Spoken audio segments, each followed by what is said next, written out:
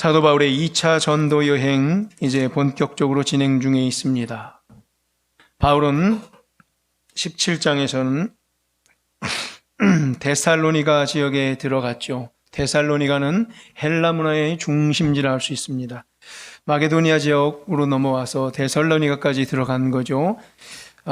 빌립보를 지나 이제 데살로니가 점점 로마의 중심지 내륙으로 들어갑니다. 어떤 일들이 펼쳐질까 궁금합니다. 우리 읽는 독자들도 더 떨리며 궁금합니다. 오늘은 어디에서 어떤 사람들을 만나서 복음을 어떻게 전파할 것인가.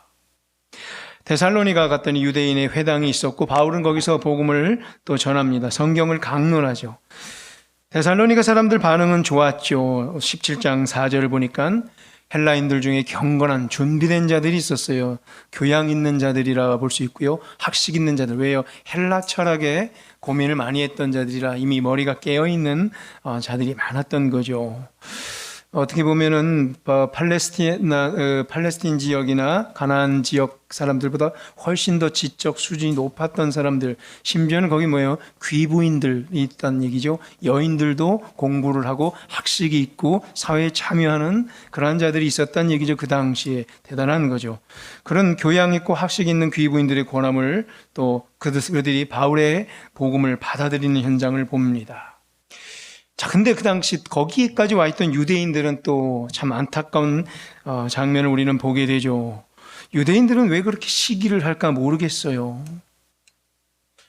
복음을 받아들이지 못하고 바울의 가르침을 그저 질투하고 시기합니다. 그래서 시장 불량배들, 잡배들을 동원해서 때를 지어 막 소동했다 그랬죠.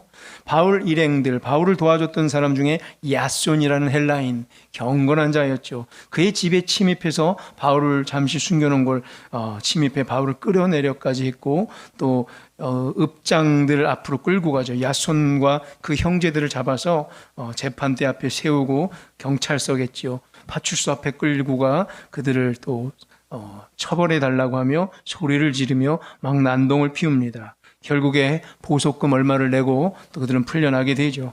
그저 돈 몇 푼 때문에 이렇게 주변을 어지럽게 만드는 자들, 소리 지르는 자들, 모함하는 자들, 이 사람들이 가이사의 명을 거역해서 또 다른 예수라는 임금을 모시려 한다. 모함과 음모, 술수 이런 것들을 주로 특기로 사용하고 간교하고 야비한 성품의 사람들이 너무나 많습니다. 스스로 또 지혜로운 척하는 교만이 끝장을 달리고 있는 사람들이 또한 너무 많아요. 너무 무지한 사람들이란 얘기죠. 저질이라는 얘기를 하고 싶어요. 저질. 우리 가끔 얘기하죠. 정의도 없고요. 명분도 없고요. 지혜도 없어요. 그저 돈 몇 푼에 여기저기 감정에 휩쓸려 다니는 사람들을 말하는 거예요. 복음의 현장, 어쩔 수 없게 얄팍한 현장에 질퍽거리는 현장에도 복음은 뚫고 가야 합니다. 그것을 안고 가는 게 복음입니다. 만나는 사람들마다 다 지고지순하고 앞서 말했던 데살로니가의 경건한 헬라인들 같은 사람만 있는 현장이 아니지요. 이 질퍽한 싸움 또한 복음 전파자들은 감당해내야 돼요. 그리고 그것을 뚫고 넘어서 지구한 정신을 발휘하는 게 지구한 자리의 위치에 복음이 기독교가 어느 위치를 자리매김을 하는가를 보여내야 돼요. 시장바닥에서 흙바닥에서 흙탕물에서 같이 뒹굴 때가 있어요. 우리도 어쩔 수 없이 흙탕물에서 뒹굴게 될 때도 있어요. 그러나 거기서 끝나면 안 돼요. 위로 올라와야 돼요. 자기의 자리에, 지고한 자리, 원래의 고귀한 자리에 서야 되는 것이 기독교라는 거죠.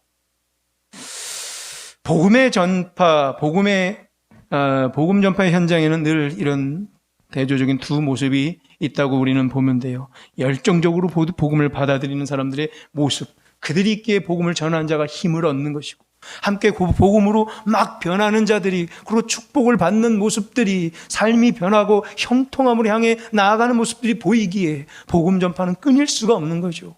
우리 목양의 현장도 똑같아요. 열심히 말씀을 받고 기도하고 찬송하며 기뻐하며 예배하며 하나님 섬긴 자들이 어떻게 삶의 현장에서 또 서게 되는지를 볼 때에 그것이 보람이고 복음 살아있구나, 하나님께서는 능력의 권능으로 살아계시는 것을 우리는 볼 수 있는 거죠.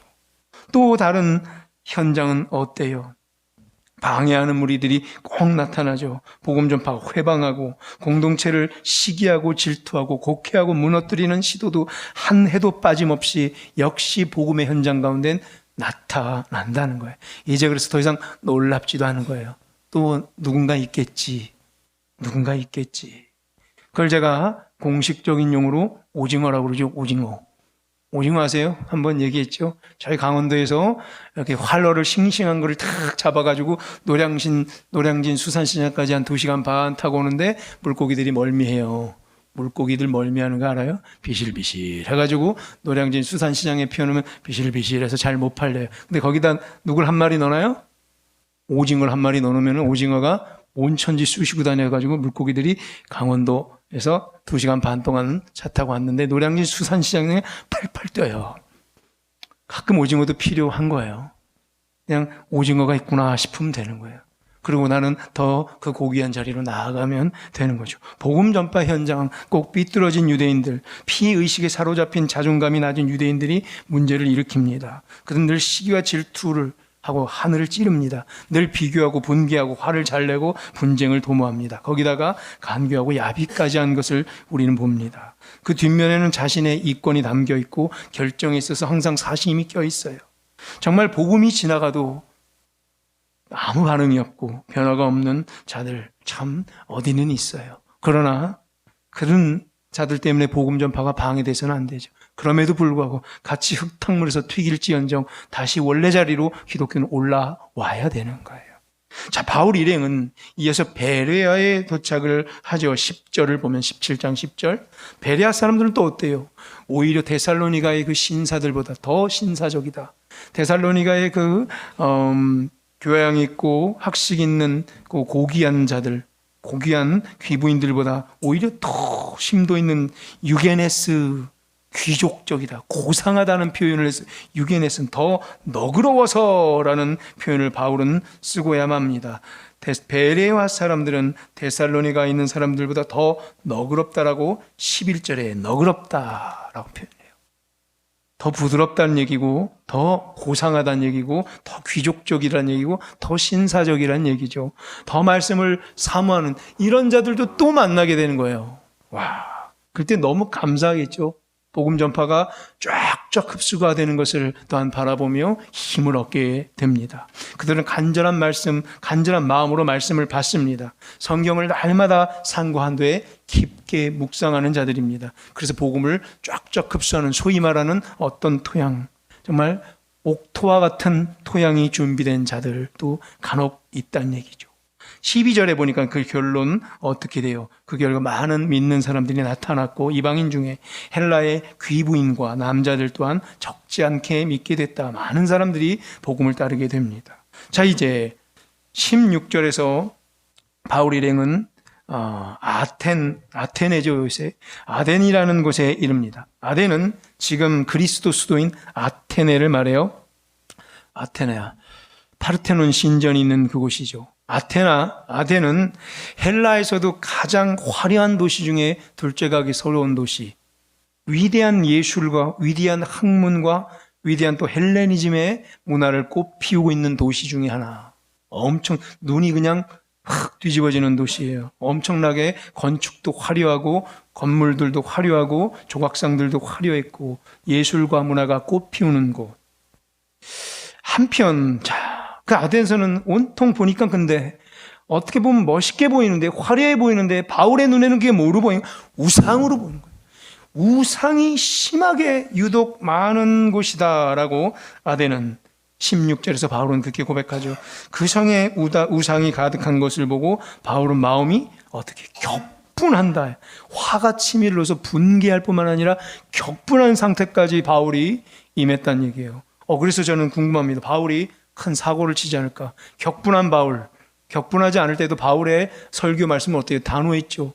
그 정한 복음 설교할 때 한치의 오차도 없이 어디에서 무엇을 어느 틈에 선교 복음 전파를 할 때거나 예루살렘 공회 앞에 섰대거나 바울은 1차의 그 흔들림 없이 복음을 담대하게 예수 그리스도의 복음과 하나님 나라를 그냥 일방적으로 전하는 무대포의 사람이 있죠. 탱크 같은 사람이죠. 바울이 이거 하나 눈 하나 깜짝하겠습니까? 지금 바울은 격분하고 있습니다. 같이 막 격분해야 돼. 읽을 때 와 격분하자. 어떨까 과연 바울이 어떨까? 울컥했던 이 바울, 저 사방을 다녀봐도 다 우상 천지예요. 지금까지 다녔던 곳과는 상대가 안 될 정도로 우상이 가득했다고 보면 돼요. 온 천지, 온 사방이 우상이었다. 이런 말이 있었어요. 아덴에서는 사람을 만나기보다 신을 만나기가 더 쉽다. 뭐야? 사방이 신이라는 거예요. 인도가 이러지 않았을까? 인도도요, 인도도 사람이 더 많네요. 사람도 많지만 그렇게 우상 조각들이 많아요. 사람을 만나기보다 신을, 우상 조각을 만나는 게 더 쉽다 할 만큼이죠. 그래서 바울은 울컥했던 거고 격분을 감출 수가 없었습니다.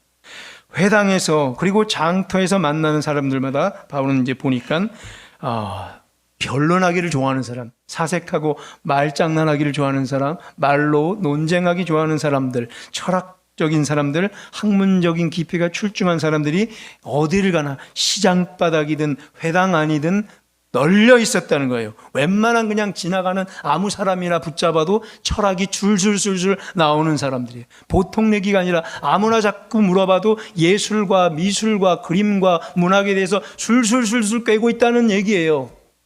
그런 동네에 지금 바울이 가 있다는 얘기예요. 어떻겠어요? 움츠려들만 해요. 그리고 바울은 지금 또 동시에 격분까지 하고 있는 이 사람, 이 상황이라는 거죠.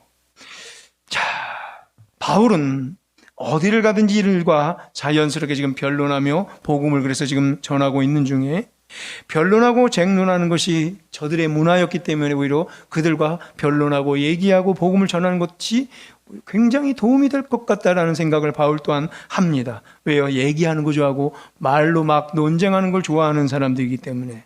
그런데 여기 오히려 또 약점이 있을 수 있어요. 그들이 보통 내기가 아니라는 거예요. 보통 내기가 아니다. 그토록 철학과 문학이 발달했다. 18절 보세요. 혹시 유명한 사람들 눈에 띄어요? 에피쿠로스, 스토아. 네, 저 때만 해도 아마 제 위 때만 해도 아마 교과서에서 다 배웠을 거예요. 에피쿠로스와 스토아, 중학교와 고등학교 교과서, 일반 사회, 공통사회, 철학의 기초에 다 나와 있어요. 에피쿠로스 학파, 스토아 학파, 대학 입시 수능에 안 나온 적이 없었어요. 그래서 우리나라를 격과한 그냥 보통 시민들은 다 누구나 알고 있는 사람, 에피쿠로스, 스토아, 굉장히 유명하다는 얘기예요. 성경에 나와서 유명한 게 아니라 누구나 다 아는 얘기라는 거예요. 에피쿠로스, 스토아가 어떤 자들인지 교과에서 등장하는 아주 유명한 헬라 철학가들을 말하는 거예요. 이들을 지금 대상으로, 이들의 후예들을 대상으로 바울이 논쟁하고 있어요. 자, 21절을 보면 이들은 어떤 사람이었냐면 웬만한 것은 듣지도 않는 사람은 가장 새로운 것을 말하고 그런 것을 듣는 것 외에는 시간을 잘 할애하지 않는 최고의 경지에 오른 철학자들, 그들 사이에 바울에 관한 소문이 이제 들기 시작해요. 시장바닥과 또 회당에서 바울이 이미 몇 차례 그들에게 부활을 주제로 바울이 가르치는 복음으로 저들에게 새로웠고 신선한 모양으로 아마 복음을 전했죠. 부활에 대하여, 예수 그리스도에 대하여 저기 뭔가 새로운 게 왔다. 이 철학가들은 관심을 갖기 시작했어요. 이 말쟁이가 과연 무슨 말을 하고자 하는지 호기심이 발동합니다. 앞서서 데살로니가 그리고 베레아와는 또 많이 다른 사람들이 아테네에는 또 살고 있어요. 자, 이런 각양의 종류의 사람들을 복음 전파 현장에서는 우리는 만날 수 있어요. 방해하는 회당에 있는 유대인들처럼 복음을 지저분하게 흙탕물 싸움 시키는 사람들, 또 데살로니가 같은 고상한 사람들, 그보다 더 뛰어난 베레아의 신사와 같은 사람들, 그리고 오늘 아테나에 있는 철학적인 사람들, 변론을 좋아하고 논쟁을 좋아하는 또 이런 사람들. 자, 이 사람들은 경건하고 학식 있고 고상한 사람들도 또한 아닌데 베레아 사람들처럼 혈통이 좋거나 계급이 높고 학식적이고 간절하며 묵상을 또 좋아하는 사람들도 좀 아니에요. 다른 각도예요. 아테네 사람들은 새로운 것과 특별한 것 외에는 별로 관심이 없었어요. 좀 매우 교만해 보이는 사람들이죠. 아니었을까? 에피쿠로스, 스토아의 그 1인자들이 여기 다 모여 있어요. 매우 교만한 사람들이라는 걸 볼 수 있어요. 웬만한 건 치지도 않아. 웬만한 건 그냥 관심도 안 갖는 사람들. 자, 이 아테네라는 위대한 문화 도시에서 바울은 어떻게 복음을 전할까? 자, 바울이 바라보는 것, 훌륭한 도시구나. 이건 누구나 가면 깨달을 수 있는 거겠죠. 바울도 압도당했죠. 아테네의 그 미술과 화려한 건축에 압도가 당하는 거죠. 감탄이 있었겠죠. 그러면서 마음의 중심은 격분하는 마음이었어요. 전부 이게 우상천지로 보였기 때문에. 그러면서 이럴 수 있는가? 이러한 철학과 교만함으로 신들을 만들어 신을 우상으로 만들어 꽁꽁 가둬두고 있구나. 우상은 뭐라고 그랬어요? 신을 만들어 거기에 가둬두는 교만이 우상이라고 그랬죠. 우상의 저 뒷심은 결국 교만이에요. 우상을 만들어 나는 우상을 섬깁니다 하지만 결국 그 우상을 넘어 자기가 신이 되려는 게 많아요. 교만한 자들이 주로 우상을 섬겨요. 이들 또한 그랬다는 얘기죠. 그런데 바울은 거기에 전혀 기죽지 않고 이래서는 안 되겠다라고 바로잡을 생각을 하죠. 자, 지금까지 복음으로 다 뚫어놨는데 저기 갈라디아 지역과 소아시아 지역 다 뚫었죠. 복음으로. 비시디아 안디옥뿐만 아니라 버가와 바보 다 마찬가지죠. 이제 알렉산더의 고향 마케도니아로 돌아와서 여기까지 왔던 바울, 어떻게 예수 그리스도의 부활을 전하고 복음을 전할까? 자, 이제 중요한 장면이 22절에서부터 펼쳐지는데 아레오바고. 자, 여기서 사람들이 바울을 여기에 초대해서 한번 이 말쟁이가 뭐라 말하는가 보자라고 바울에게 설교를 부탁한 거예요. 그의 가르침을 한번 해봐라. 유명했어요. 회당장에서 이미 그동안 시장 바닥에서 바울이 이미 몇 차례 탁월함을 보였기 때문에 아테네 이 아레오파고 언덕에 초청을 받아 바울이 강론하게 됐다는 얘기예요. 22절부터 말이죠. 자, 이 22절부터 아레오파고, 아에오스와 파고스예요. 바위인데 아레스 신의 바위란 뜻이에요. 바위에 파고, 아레오스 신의 바위라는 언덕 위에서 파르테논 신전을 쫙 바라보면서 누구를 앞에 세워놓고 에피쿠로스와 스토아 철학가의 대가들을 앞에 내놓고 설교를 하고 있는 게 바로 지금 아레오바고 설교예요. 22절부터. 바울의 아레오바고 설교는 이 유명한 설교.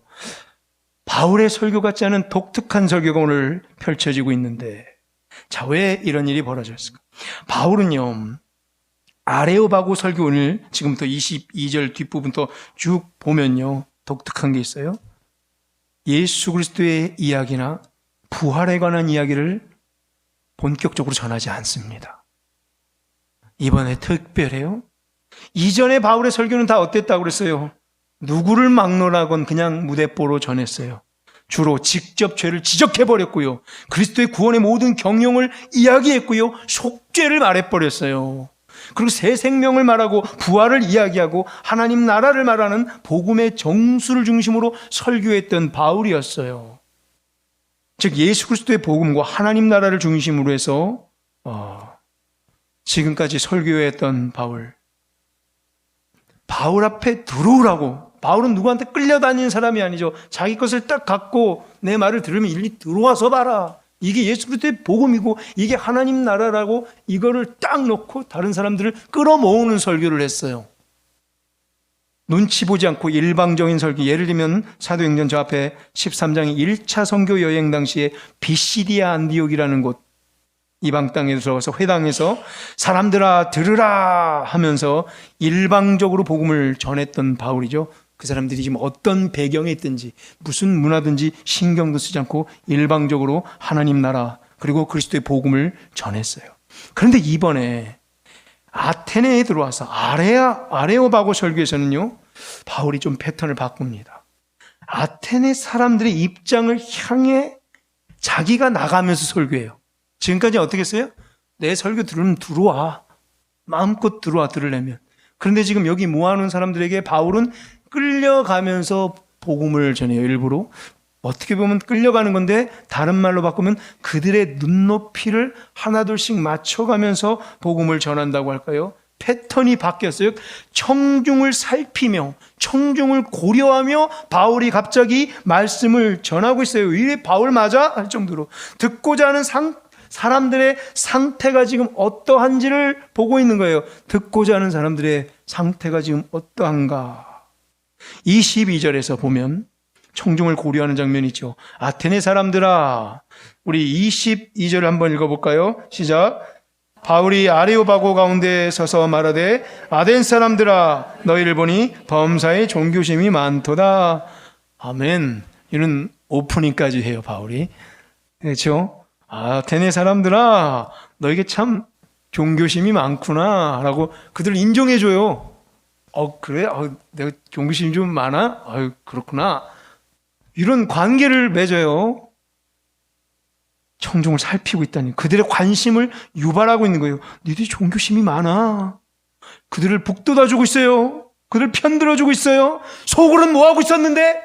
격분하고 있었는데, 온 이 우상천지로 말미암아 바울은 지금 격분하고 있었는데 지금 22절에서 이런 말이 나와요. 아덴 사람들아 너희를 보니 종교심이 많구나. 이 우상을 다 그냥 다 때려 부시고 싶은데 종교심으로 바꿔서요, 종교심이 많구나. 23절에 보니까 내가 너희랑 관계를 맺기 위해서 친밀하게 두루 다녀봤어. 두루두루 다녀봤는데 본 게 있는데 이런 것도 있대. 알지 못하는 신에게 새긴 단도 있더라. 알지 못하는 신이 뭘까 궁금하네. 그렇게 신이 많구나. 뭔지도 모르겠지만 이게 그냥 대충 신 같아. 알지도 못하는 뭔지 모르는 신에게 제물을 드린 모양도 있어요. 너희가 알지 못하는 게 있구나. 알지 못하고도 이렇게 위하는 그것을 내가 한번 알게 하리라. 내 말 한번 들어볼래? 이렇게 관계를 맺고 접근하는 바울의 특별함을 지금 봅니다. 이 사람 바울마저 바울 같지가 않잖아요. 바람 쌩쌩 불고 달리는 바울이 이런 느낌일까 과연?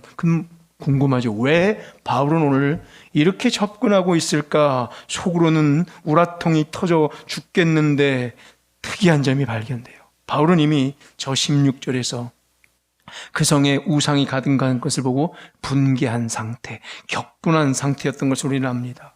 그런데 이상하게 오늘 아레오바고 설교 자리에서는 바울은 거칠고 격정적인 언어로 설교하지 않고 매우 부드럽고 화해적으로 찬찬히 이야기를 전개하고 있어요. 마음의 격분을 누리면서 설교하고 있어요. 왜 그래요? 이 지역 상태를 살피고 청중들의 의식을 고려하면서 이 지역의 기류를 섭렵하며 설교하고 있는 거예요. 그냥 막 들이받을 상황이 아니구나. 바울이 이걸 캐치한 거예요. 복음 전파에 있어서 이 유동성을 보고 있는 거예요. 우리도 똑같아요. 그냥 나는 늘 이래. 나는 그냥 내 가다는 이런 가다야. 누가 뭐래도 나는 이런 길을 하고 내 스타일은 안 바뀌어. 난 이대로 밀어붙일 때야 라고 그저 자기 것을 가는 게 아니라 받을 사람이 어떤가에 따라서 다 막 다르게 얘기를 해야 돼요. 이걸 받을 만한 사람한테는 세게 얘기해서 이를 고칠 수 있는데 이걸 이렇게 세게 하면 튕겨져 나가고 시험 들 사람한테 똑같이 접근합니까? 아니에요. 둘러서 얘기해야 되고 그의 편이 되는 거 하면서 그를 같이 섭렵해야죠. 바울은 이게 이미 즉 준비된 자였어요. 진짜 바울의 면모가 오늘 사실 아테네에서 에피쿠로스와 스토아라는 쟁쟁한 철학가들 앞에서 설교하는 이 장면에서 바울의 진가가 나타납니다. 준비된 사람, 이들을 복음으로 꺾을 수 있는 유일한 사람, 저는 바울밖에 없다고 단연컨대 말합니다. 여기 만약에 베드로가 서 있어 봐요. 일자 무식의 베드로가 여기 서 있어. 베드로 미안해요. 일자 무식의 베드로가 여기 서 있어서 봐요. 그냥 들이받았을 거예요. 에피크로스는 뭐 그냥 스토아는 예수 그리스도의 복음으로 들이받았을 거예요. 그럼 복음이 아마 여기서 튕겨져 나갔을 수도 있어요. 근데 바울은 그렇게 하지 않았어요. 아덴 사람들아, 너희들이 종교심이 많구나. 속으로 불불 끓으면서 내가 두루두루 너희를 관심 갖고 너희랑 친구가 되며 여기저기 다녔는데 알지 못하는 신에게 새긴 단도 있더라. 내가 한번 좀 설명해 볼까. 바울의 특별한 점. 자, 이 바울이 살폈던 게 뭐라고요? 지역 상태를 살폈고 청중들의 상태를 고려했다고 그랬어요. 자, 첫 번째 지역 상태는요. 어땠어요? 우상천지라고 말했죠. 16절에 우상천지. 즉 그 우상들은 뭐였어요? 예술의 형태였어요. 예술. 조각이나 건물이나 건축이나 만들어진 것, 예술의 발달로 예술적 행동으로 나타난 것이 우상이었다는 거예요. 자, 청중의 상태는 어땠어요? 두 번째로 18절에 나왔던 에피쿠로스와 스토아, 철학에 득세했어요. 말장난하는 말쟁이들, 철학적 사고에. 우리가 그냥 여기서 단순히 에피쿠로스 스토아 그러는데 이건 세계 철학의 획을 근 정말 위대한 철학가들의 이야기, 우리나라에는 이런 철학가들이 나오지는 못했어요. 대단한 철학가들이라고 제가 지금 한마디 하고 있는 거예요. 이런 철학의 특세, 철학적 행동으로 나타나요. 예술적 행동으로 또 나타나는 우상들은, 지역은, 청중들은 철학적 행동으로 나타나요. 즉 아테네 사람들은 보통 사람들이 아니었고 이미 높은 경지에 있는 사람들이고 높은 자리에 있는 사람들이었어요. 이전에 그 유대인들과 진흙탕에서 시장 불량배들을 동원해서 소리 지르고 난동 피며 목소리 큰 사람이 이기고 그냥 힘으로 누르고 막 지저분하게 하고 네거티브로 하고 끌어내리고 막 흙탕물 싸움하는 사람들이 아니에요. 논리적으로 정연하게 했던 그런 사람들. 바울은 별의 별꼴을 다 겪으면서 오늘 최고의 지경에 있는 이 사람들 앞에 서게 됩니다. 자, 훌륭한 아까 지역 상태, 우상들, 예술 작품으로 나왔다고 그랬죠. 위대한 조각들, 심오한 아마 그림들이 있었어요. 이거 다 모두 가만히 보니까 바울이 보니까 뭐예요? 바울이 그걸 간파했고 하나님은 바울에게 그것을 보는 눈을 줬어요. 이게 다 뭐였어요? 우상 숭배였어요. 이 그림도 다 보니까 이들의 마음을 읽어버렸어요. 우상 조각을 갖고 바울은 그래서 격분했어요. 이들은 암매되어 있고 암흑의 세력에 철철 쇠사슬에 묶여 끌려가고 있는 불쌍한 자들이구나. 멋지게 그림이 표출됐고 멋지게 건축물과 조각물로 표출을 해놨지만 그게 다 우상이었다. 바울은 예술의 아름다움이 보인 게 아니라 흑암의 흐름을 보게 된 거예요. 예술을 통해 흑암의 흐름이 보이는지, 우리 똑같아요. 이 시대의 예술을 통해서 우리가 거저 좋고 같이 박수 치는 게 아니라 여기에 이 시대가 흘러가고 있는 예술의 지경과 지류를 보면 얼마나 아이들이 묶여 있는가, 흑암의 흐름이 어떻게 보이는가죠. 무서운 마귀의 무서운 사슬에 눌려있는 아덴 사람들과 도도한 흑암의 흐름을 거기서 바울은 보게 됐고 그래서 격분한 거죠. 그런데 이제 바울은 어떻게 해요? 같이 격분한 것으로 되는 게 아니죠. 오히려 냉철해지고 차분해졌습니다. 아, 이거 보통이 아니구나. 이걸 어떻게 깨부술 수 있구나. 깨부술 수 있는가. 성령께 물었을 거예요. 성령님 도와주셔서. 이런 사람들은 어떻게 깨야 됩니까? 성령께서는 어떻게 접근할 것인가 고민하고 있는 거예요. 또한 이 철학적 심오한 세계 앞에서도 마찬가지예요. 찬란한 사색과 지식, 이 석학들, 에피쿠로스 학파와 스토아 학파 앞에서 어떻게 복음을 전할까? 바울이 그들을 볼 때 그러나 그들은 뭐였어요?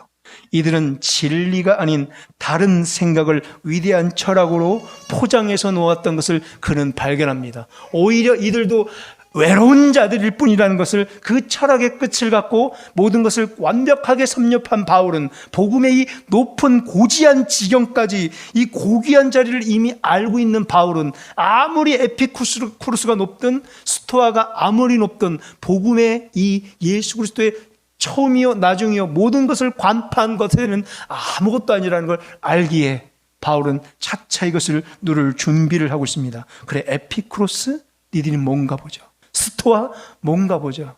에피쿠로스가 세요, 스토아가 세요, 예수 그리스도의 복음이 세요. 상대가 안 될 것을. 왜? 그럼 에피쿠로스의 철학은 누가 만들었는가? 스토아 학파들의 논리는 누가 줬는가? 천지를 지으신 하나님께서 주셨어요. 이 모든 것 위에 있는 게 예수 그리스도의 학문이에요. 지금 똑같아요. 대학 수능 입학, 그 어떤 어려운 문제가 나옵니까? 대학 입시 뭐가 나옵니까? 사실 성경을 완파하고 성경을 독파해 보세요. 성경에서 나오는 그 모든 수많은 지식과 지혜가 그 수능에, 그게 성경의 오묘한 지식에 쫓아나가겠습니까? 수능이. 마찬가지예요. 에피쿠로스. 여러분들 기억나세요? 혹시 에피쿠로스 고등학교 때 너무 졸업한 지 오래되신 분들, 에피쿠로스 학파 어떤 걸 주장했어요? 스토아학파. 일단 뭔진 몰라도 에피쿠로스는 쾌락, 에피쿠로스 쾌락, 스토아 금욕, 스토아 금욕 하고 이렇게 외우지 않았어요? 외웠던 것 같다. 그나마 우리 김 집사님 끄덕끄덕 공부 좀 하셨던 분이거든요. 에피쿠로스는 쾌락. 자, 에피쿠로스는 어떤 사람이었냐면 그들의 중심 개념이 뭐였냐면 아타락시아. 갑자기 사회문화 윤리 시간이 됐어요. 에피쿠로스는 뭘 중심으로? 아타락시아예요. 아타락시가 뭐냐면 쾌락이에요. 쾌락주의. 쾌락주의인데 에피쿠로스 당연히 육신적 쾌락도 맞아요. 그런데 이들은 거기만 끝나는 게 아니라 수준이 높아요. 육체적인 성공을 다 아타락시아로 본 거예요. 육신에 성공해야지, 육신이 잘 돼야지. 거기에뿐만 아니라 정신적인 평온까지, 정신적 쾌락까지, 육신의 쾌락뿐만 아니라 정신의 쾌락까지 완벽하게 추구하는 게 에피쿠로스예요. 그래서 에피쿠로스는 인기가 많아요. 왜요? 그거 싫어하는 사람이 어디 있어요? 에피쿠로스를 좀 더 오늘 걸로 바꿔보면 완벽한 성공주의예요. 정신적으로 영과 정신 간의 완벽한 승리요, 성공을 얘기해요. 성공, 육체적 성공, 즉 망하면 안 돼요. 에피쿠로스의 정의에 있어서는 막 뭐가 어려워하고 망하면 안 돼요. 항상 승진해야 되고요. 시험에는 항상 합격해야 되고요. 항상 아파도 안 되고요. 정신적으로도 항상 평온해야 되고요. 고민이 있어서도 안 되고 다리 쭉 펴고 자야 돼요. 그게 에피쿠로스가 말하는 아타락시아, 쾌락주의예요.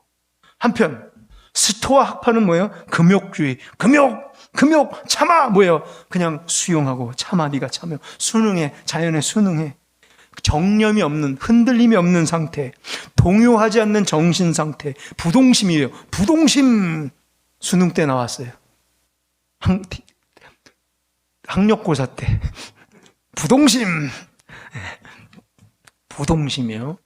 이거 시험에 안 나온 적이 없었어요. 부동심. 중간고사, 기말고사 때. 기억나시죠? 부동심. 스토아 학파의 중심 개념 중 아무 동요하지 않는 정신 상태 뭐예요? 부동심. 누가 뭐래도 나는 나의 길을 간다. 주변에 뭐라 그래도 나는 내 길을 간다. 흔들림이 없어 이 양반. 부동심. 딱 정한 거는 어떤 일 있어도 그냥 딱 부동심의 자세. 감정이 없는, 감정이 있는 거야? 왜? 감정에 휩싸이지도 않아요. 근데 이거 보면 금욕을 따져. 어떻게 보면 수도원에서 도 닦는 불교의 개념도 여기 거 있어요. 자, 뭐예요, 그럼? 앞에 있었던 에피쿠로스는 완벽한 성공을 향해 나가는 거예요. 성공! 무조건 성공을 위해서라면, 육신의 성공, 정신적 성공을 위해서. 또 하나는 뭐예요? 스토아는 감정의 부동심으로 불교와 같은 평온에 동요하진 않는 금욕의 자세. 욕심이 없는 탁 빈 자세. 그러나 불교의 정신의 세계. 이 두 개를 보면 돼요. 자, 바울은 저기 지금 내 설교를 듣고 있는 이 청중들, 에피쿠로스 한 편은 하나는 스토아, 하나는 금욕이고 하나는 쾌락이에요. 이 두 파가 앉아 있어요. 즉 뭐예요? 지금 제가 설교를 하는데 하나는 완벽히 새빨간 보수고 하나는 또 완벽한 진보가 앉아 있어요. 하나는 여당, 하나는 야당에 앉아 있다는 얘기예요. 뭘 해도 안 통하는 사람 둘이 딱 앉아 있어요. 이 사람들이 뭐만 해도 무조건 반대예요. 이 사람들이 뭐만 해도 그냥 반대, 일단 반대. 그렇게 정한 사람들, 하나는 시뻘겋고 하나는 시퍼런 사람들이 모여서 듣는다는 거예요. 왜요? 하나는 쾌락이고 하나는 금욕이에요. 이 말도 안 되는 사람들이 지금 여기 떡 앉아서, 그리고 각 분야의 최고의 경지에 오른 사람들이 앉아서 바울의 복음을 듣고 있는 거예요. 그럼 누구 편을 들 수도 없는 이 상황, 뭐라고 말할 수도 없는 상황, 어떤 입장인지 알겠죠? 근데 뭐예요? 하나님의 방법과 하나님의 경영과 예수 그리스도의 복음은 이 모든 것을 뛰어넘는 저 고귀한 자리에 있는 것을 바울은 알기에 아무것도 아니었어요.